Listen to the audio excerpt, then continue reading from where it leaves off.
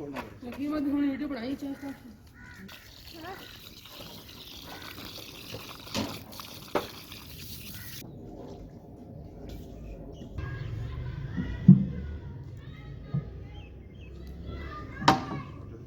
जैसे नसीब ही है पहुंच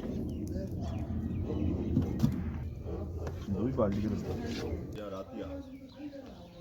तो गोश रख ना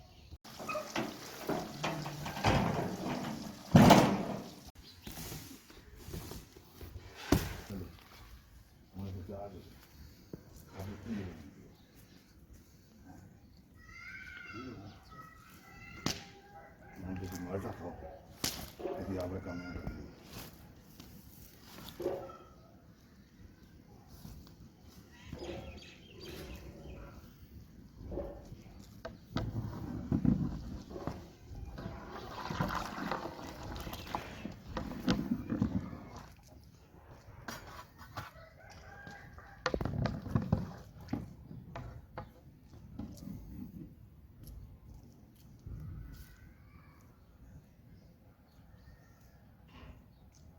पानी थोड़ा काट रखें पहले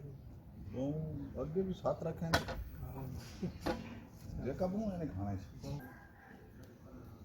खाने में आप थोड़े जो खाए खाने तो साथ आए खाने चाहिए सिर्फ थोड़े जो नरम है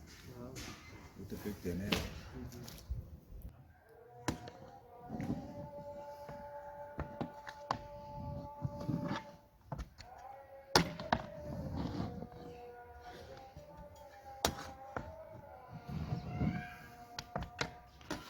इजी दस है ना वाह ना उसल नहीं पता लगा ये ऑन दरिया पानी और काट रखा ना हां ना पानी ਇਹਨਾਂ ਦਾ ਆਪਣੇ ਹਿਸਾਬ ਨਾਲ ਰੱਖਿਆ ਨਾ ਪੁਰਾਣੇ ਸਮੇਂ